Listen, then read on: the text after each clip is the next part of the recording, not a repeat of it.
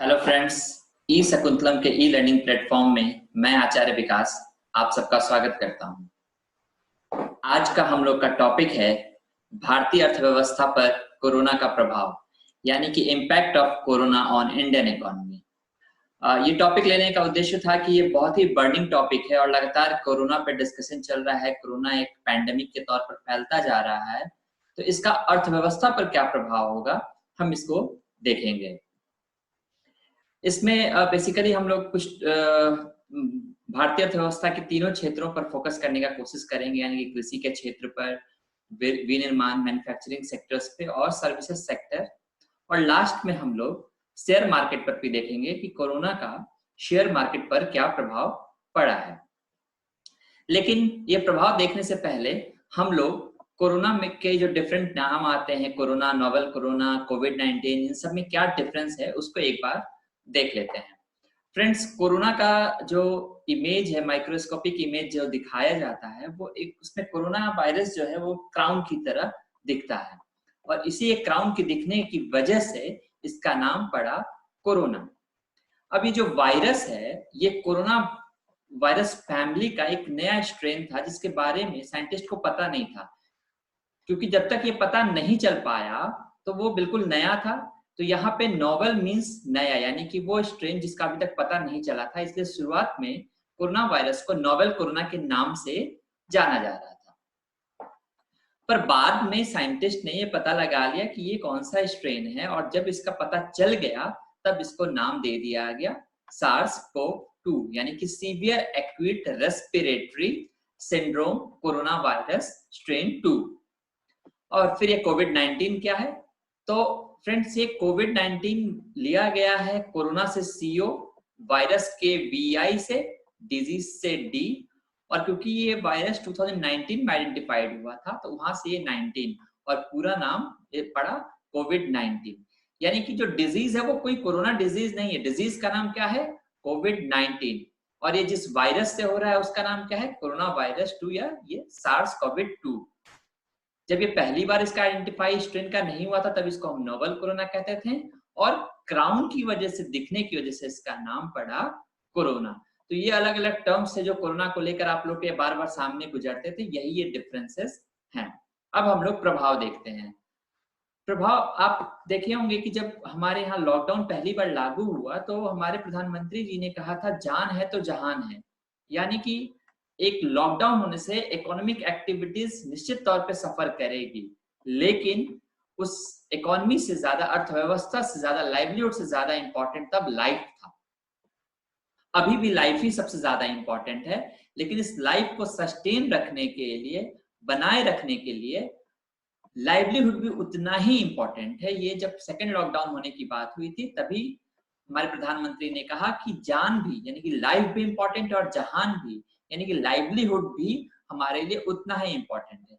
हम इस विशेष सर्किल में अगर देखें तो भी पता चल जाएगा कि अगर लॉन्ग रन में हम इकोनॉमिक एक्टिविटीज को लॉकडाउन रखें, बंद रखें, तो इनकम नहीं जनरेट होगा, पॉवर्टी की तरफ, गरीबी की तरफ मूव करेंगे, क्रय शक्ति कम रहेगी तो हंगर की तरफ, भूख की तरफ, फिर स्टारवेशन यानी भूखमरी की तरफ, और अंततः डेथ, मृत्यु की तरफ आ जाएंगे। यानी कि एक सर्किल है, और इस सर्किल के हिसाब से पता चल रहा है कि हमें सिर्फ लाइफ्स की ही नहीं, अपने लाइवलीहुड का भी पूरा ख्याल रखना होगा। और इसीलिए सेकेंड लॉकडाउन में स्टेज बाय स्टेज अलग अलग सेक्टर्स को ओपन किया गया ताकि अर्थव्यवस्था फिर से पटरी पर लाई जा सके। हम लोग शुरुआत करते हैं पहले एग्रीकल्चर एक्टिविटीज से। फ्रेंड्स, ये हम सबको पता है कि भारत में मैक्सिमम एम्प्लॉयमेंट जो है, लोग जो लगे हुए हैं वो कृषि क्षेत्र में लगे हुए हैं। ये अप्रैल से जून का जो महीना होता है, ये हमारे किसानों भाइयों के लिए बहुत ज्यादा महत्वपूर्ण होता है, इसलिए क्योंकि ये अप्रैल का, मार्च अप्रैल का जो फेज होता है, ये हार्वेस्टिंग सीजन होता है, फसल की कटाई का। आप देखेंगे वैसाखी त्योहार मनाई जाती है क्योंकि सारे फसल कटते हैं। लेकिन इस लॉकडाउन होने की वजह से कई जगह, महाराष्ट्र और कई ऐसे राज्य हैं जहां से एग्रीकल्चर लेबर्स माइग्रेट हो गए हैं। फसल खेतों में पड़ा हुआ है पर उसके एग्रीकल्चर लेबर न होने की वजह से वो फसल कट नहीं पा रहा है, या ट्रांसपोर्ट रुकने की वजह से वो फसल वहां से ट्रांसपोर्ट नहीं किया जा पा रहा है, हार्वेस्टर, थ्रेशर सब बंद पड़े हैं, जिसकी वजह से ये पूरी हार्वेस्टिंग क्रॉप्स जो है, फसल जो है वो खेतों में ही पड़े हुए खराब हो रहे हैं। उसी तरह ये अप्रैल से जून का जो हमारा फेज है, इसी में इस हार्वेस्टिंग के बाद नए फसलों की रोपनी की जाती है और लॉकडाउन की वजह से ये रोपनी का भी कार्य रुका हुआ है। तो इस तरह से हम देखते हैं एग्रीकल्चर सेक्टर जो है वो हमारे फार्मर्स के लिए, किसान के लिए एक मेजर ब्लो लेकर आया है जिसको वो फेस कर रहे हैं। अलाइड एक्टिविटीज की भी अगर हम बात करें तो हम देखते हैं कि चिकन के और अंडे के, इन सब के सेवन में भारी मात्रा में गिरावट देखी गई है। कंजम्पशन, इनके उपभोग में कमी आई है लॉकडाउन की वजह से। फ्रेंड्स, अगर देखा जाए तो एग्रीकल्चर सेक्टर सिर्फ अपने आप में एक पूर्ण सेक्टर तो है ही जो फाइनल हम लोग को कंजम्पशन के लिए वस्तु प्रोवाइड करता है, साथ ही साथ ये सेकेंडरी सेक्टर यानी कि औद्योगिक क्षेत्र के लिए ये हमें रॉ मटेरियल्स यानी कि कच्चा माल या इनपुट भी प्रोवाइड करता है। और ये लॉकडाउन की वजह से, कोरोना वायरस की वजह से जो लॉकडाउन हुआ है, ना ही पूरे इंडिया में ही नहीं बल्कि इंटरनेशनल लेवल पे भी जो सप्लाई चेन है ये पूरी तरीके से ब्लॉक हो चुका है या फिर उसमें काफी कमी आई है। और इसका ये सप्लाई चेन जब वर्क नहीं कर रहा है, किसानों की फसल कट नहीं रही है, मार्केट तक जा नहीं पा रही है, या जितना जा रहा है वो कम मात्रा में जा रहा है। अब देखिए, अगर फल सब्जियों की या दूध, इन सब की डिमांड में कमी आई है, किसान जो इसको रोपे हैं, नेचुरली इसके मांग में कमी आने की, इनको बहुत कम कीमत मिल पा रही है और इनकी फल सब्जी ये सब पेरिसेबल गुड्स हैं, तो ये सब खराब भी हो रहे हैं। तो कोरोना वायरस का जो डायरेक्ट इफेक्ट है वो सबसे ज्यादा हमारे इंडियन फार्मर्स पे आया है और डेली वेज लेबरर्स जो हैं, क्योंकि सारी जगह इंडस्ट्री, उद्योग, काम धंधा बंद पड़ा हुआ है, तो labour sectors, agricultural labours, agri farmers, ये सबसे ज्यादा इससे प्रभावित हुए हैं। हम सेकेंडरी सेक्टर की बात करें, मैन्युफैक्चरिंग और ट्रेड में, तो हमारा बहुत सारा माल जो है विदेशों में जाता है, हम एक्सपोर्ट करते हैं। लेकिन कोरोना वायरस का इम्पैक्ट तो ग्लोबल है, हर कंट्री में, मैक्सिमम कंट्रीज में इसका इम्पैक्ट है। तो वहां पे भी एक लॉकडाउन का फेज है जिसकी वजह से वो भी हमारे यहाँ से या किसी और कंट्री से भी बहुत सारा माल नहीं मंगवा रहे हैं, यानी कि बाहर की कंट्री से भी डिमांड घट गया है। इसमें इंडिया के लिए एक बात अच्छी है कि हम अगर ग्रोथ की बात करते हैं तो किसी भी कंट्री का ग्रोथ दो पार्ट में डिपेंड करता है, एक डोमेस्टिक ग्रोथ और दूसरा एक्सपोर्ट लेड ग्रोथ। इंडिया का जो मैक्सिमम ग्रोथ है वो डोमेस्टिक डिमांड पर ही बेस्ड है, यानी कि हम लोग का एक्सपोर्ट का रेशियो जो है वो बहुत कम है। चाइना जैसी इकोनॉमी काफी ज्यादा एक्सपोर्ट पे बेस्ड है, इसलिए कोई भी अगर ग्लोबल इम्पैक्ट होता है तो उससे उसकी इकोनॉमी को ज्यादा, या जो ऐसी इकोनॉमी जो ज्यादातर एक्सपोर्ट पे बेस्ड है उसको ज्यादा अफेक्ट होना पड़ता है। और क्योंकि ये एक दूसरे कंट्री के बीच में भी लॉकडाउन के फेस से डिस्ट्रप्शन है, तो और डोमेस्टिक इंडस्ट्रीज में भी अगर हम देखते हैं तो उद्योग बंद पड़े हुए हैं या मशीनें बंद पड़ी हैं, कामगार मजदूर वहां पे नहीं है। इस तरीके से इस पूरे चैनल को, इस पूरे चेन जो है ब्रेक हो चुका है। इसकी वजह से या तो उद्योग में उत्पादन नहीं हो रहे हैं, और यहाँ कहीं कहीं जहां थोड़ी लिबर्टी होकर ओपन की गई है वहां पे बहुत डिमांड भी कम है, इसलिए प्रोडक्शन भी काफी कम हो रहा है। सेवा क्षेत्र में आते हैं, या फिर अभी हम पहले विमान उद्योग को देखते हैं, तो विमान उद्योग भी सेवा क्षेत्र का एक बहुत इंपॉर्टेंट भाग है। Centre for Asia Pacific and Asia Pacific aviation, kappa ने कहा है कि इंडियन एविएशन इंडस्ट्रीज को, यानी विमानन उद्योग को लगभग $4 बिलियन का नुकसान होने जा रहा है इससे। फ्रेंड्स, यहाँ पे एक बात हमें ध्यान देना है कि ये विमान उद्योग, एविएशन इंडस्ट्री हमारे यहाँ ऑलरेडी काफी क्राइसिस में चल रहा है, और इस लॉकडाउन की वजह से ये ऑलमोस्ट कोलैप्स के स्टेज पे पहुंचने जा रहा है। और सिर्फ इंडस्ट्री नहीं, ये ऐसे इंडस्ट्रीज है एविएशन और ये जो अदर सेक्टर्स को भी डायरेक्ट अफेक्ट करती है, लाइक टूरिज्म इंडस्ट्रीज को भी ये काफी हद तक अफेक्ट करेगी। और ये एस्टिमेट किया गया, अनुमान किया गया है कि सिर्फ 2 महीने यानी मार्च और अप्रैल में लगभग पर्यटन उद्योग को 15,000 करोड़ रुपया का नुकसान सहना पड़ रहा है। 15,000 करोड़ का नुकसान सहना पड़ेगा। फ्रेंड्स, अभी वैकेशन आने वाला है, इंडिया के हिसाब से देखा जाए तो समर वैकेशन में सबसे ज्यादा टूरिज्म, डोमेस्टिक टूरिज्म जो होता है वो बढ़ता है। और लॉकडाउन की वजह से, या अगर लॉकडाउन खत्म भी हो जाता है तो ये कोरोना की वजह से बहुत ज्यादा टूरिस्ट सेंटर में भीड़ भाड़ ना हो, इसकी वजह से हो सकता है वहां पे रेस्ट्रिक्शंस होंगे।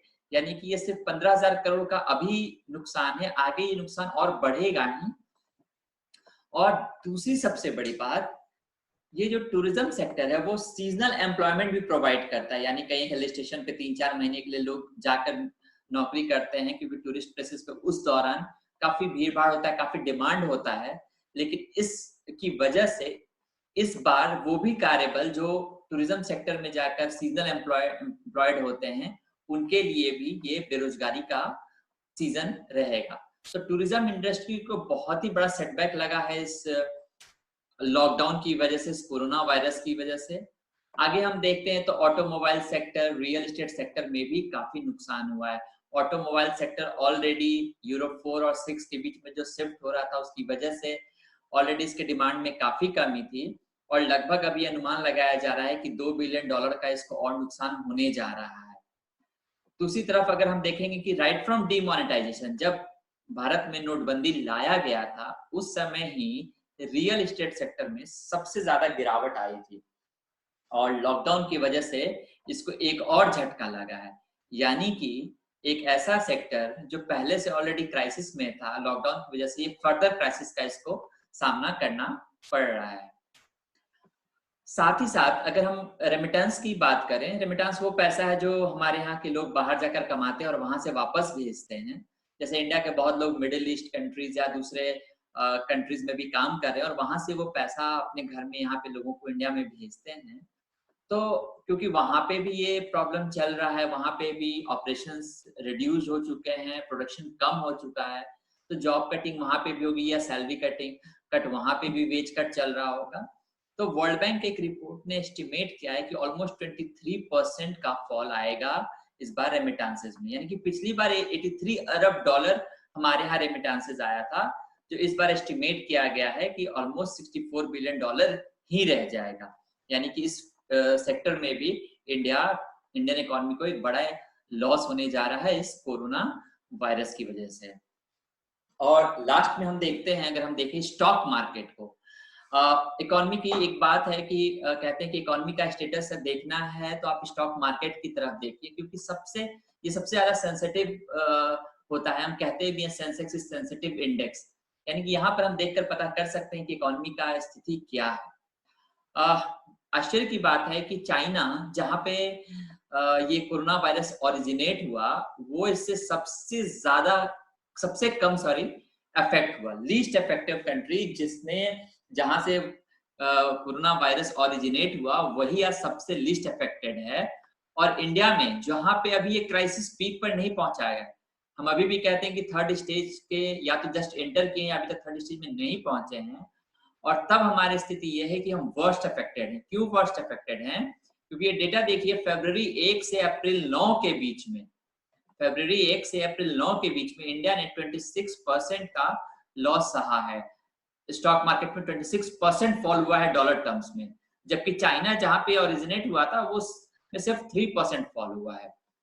उसी तरह आप देखिए यूरोप में 20% और यूएस में जहां पे इतना ज्यादा कोरोना का स्टेज हाईएस्ट स्टेज में है, वहां पे भी 14%। यानी कि डायरेक्टली एक इंडिया एज ए कंट्री जहां पे अभी कोरोना पीक पे नहीं है, वो अभी ही स्टॉक मार्केट में 26% का फॉल विटनेस कर रहा है। तो फ्लाइट ऑफ कैपिटल इंडिया से अदर कंट्री की तरफ बहुत तेज है। आगे हम देखते हैं कि अगर हमें इस अर्थव्यवस्था को, ये एक एक्स्ट्राऑर्डिनरी सिचुएशन है जहां पे अर्थव्यवस्था, इकोनॉमिक एक्टिविटीज कोलैप्स हो रही है, रुक सी गई है, तो प्रधानमंत्री ने अपील किया था सारे कॉर्पोरेट सेक्टर्स को और सारे एम्प्लॉयर्स को कि आप लोग सैलरी नहीं काटेंगे, वेज नहीं काटें, जॉब से नहीं निकालें, क्योंकि ऐसा सिचुएशन है और यहाँ पे सपोर्टिव होना होगा। एक तरफ ये अपील, और दूसरी तरफ केंद्र सरकार और राज्य सरकार खुद अपने यहाँ या तो कुछ वेतन कटौती कर रही है। सरकार ने डीए को फ्रीज करने की बात कही है अगले 1 साल तक। तो एक तरफ सेंट्रल गवर्नमेंट या गवर्नमेंट सेक्टर जो वेलफेयर के लिए काम करती है, वो ऐसे सिचुएशंस में उसे जॉब कट करना पड़ रहा है या सैलरी कट करना पड़ रहा है।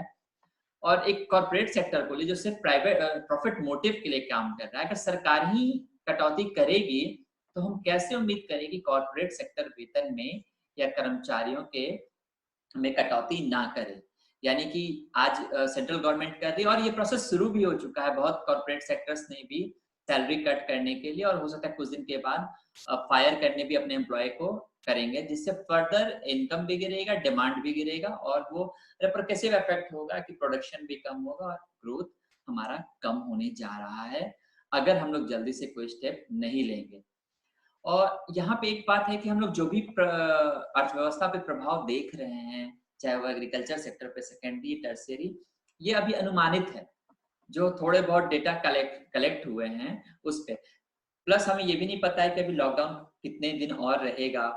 अगर अलग अलग एक्टिविटीज ओपन होगी तो किस स्टेज से ओपन होगी, एक साथ तो सबको ओपन नहीं किया जाएगा। तो हो सकता है कि ये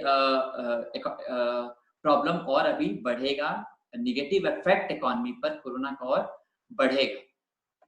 निश्चित तौर पे वक्त जब आएगा, थोड़ा सा सिचुएशंस नॉर्मल होंगी तो सरकार स्टेप्स लेंगे, और ये जरूरी भी है। सरकार ने वो स्टेप शुरुआत भी किया है कि कुछ सेक्टर्स को फेज वाइज ओपन किया है, और इसका ताकि इकोनॉमिक एक्टिविटीज को, आर्थिक क्रियाओं को एक पुश तो मिले।